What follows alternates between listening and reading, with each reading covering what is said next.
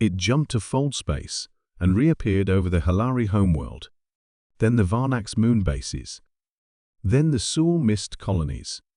It never destroyed more than one target per system, just enough to make its point. Every strike was surgical, efficient. No civilians, unless they were the ones holding weapons. The message was clear: we can end you. We choose not to. Panic spread. Coalition fleets scrambled to intercept. None returned. Entire battle groups vanished, some never even engaging. Human technology previously underestimated had evolved. Quietly, relentlessly. While the rest of the galaxy basked in their superiority, humanity had been preparing for the day kindness wouldn't be enough. And now, it wasn't. Eventually, the coalition sued for peace. They sent envoys. Apologies. Pleas.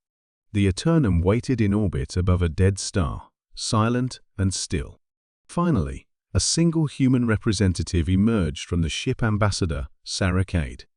She stood on the dais of the Galactic Council, wrapped not in ceremonial robes, but in the black pressure suit of a Terran emergency responder. Behind her, holograms flickered images of Gorthak children, charred refugee ships, ration lines on Europa.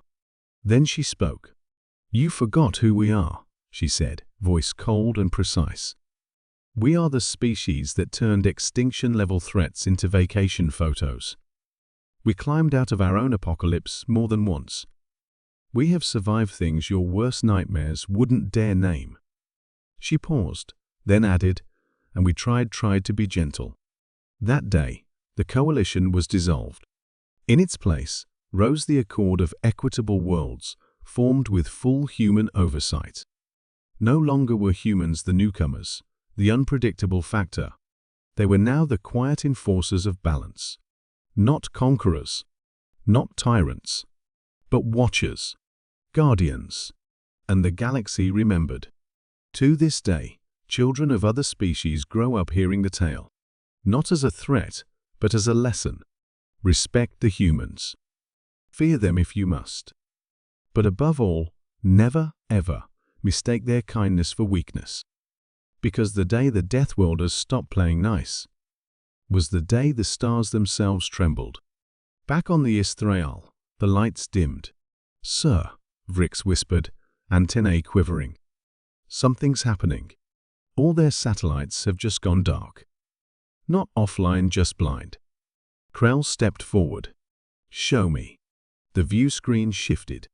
Earth's orbit was filled with artificial satellites, civilian, military, unknown. Each one now showed a looping static feed. Not destroyed, not jammed, blinded. The crew shivered. "It's a warning," muttered Vrix. "They know we're here." "Good," Krell growled, steel in his voice. "Then let them hear our message."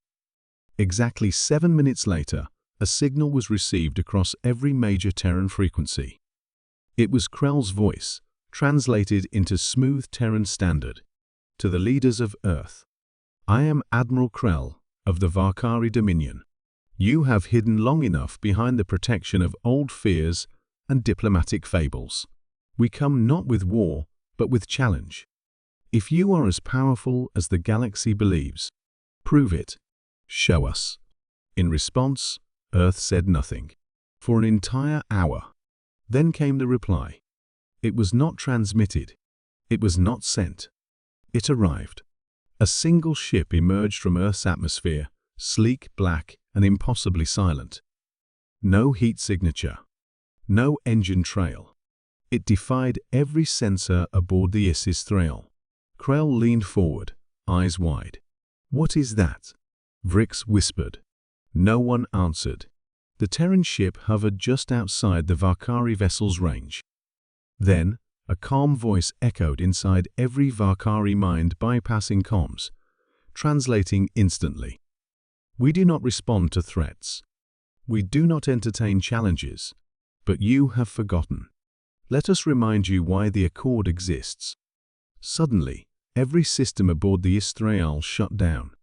Life support, navigation, weapons. Every screen went black. The lights came on again 30 seconds later. Only now, the Israel was no longer in lunar orbit. It was back in its home system, 23 light-years away. No jump drive activated. No damage done. Just moved. Instantaneously, Krell stood in silence. Then, a final message appeared on the view screen. Simple. Human. Written in Terran English. Humans are off limits. We don't harm them. But sometimes, they remind us why. In the Galactic Council chamber, 3 days later, Krell stood before the assembly. No one interrupted his testimony. No one laughed at his pride. When he finished recounting the event, silence followed. Then an aged Zenthari chancellor rose. "We told you, Admiral. Not because humans are gods, but because they act like they've met one." And left it terrified.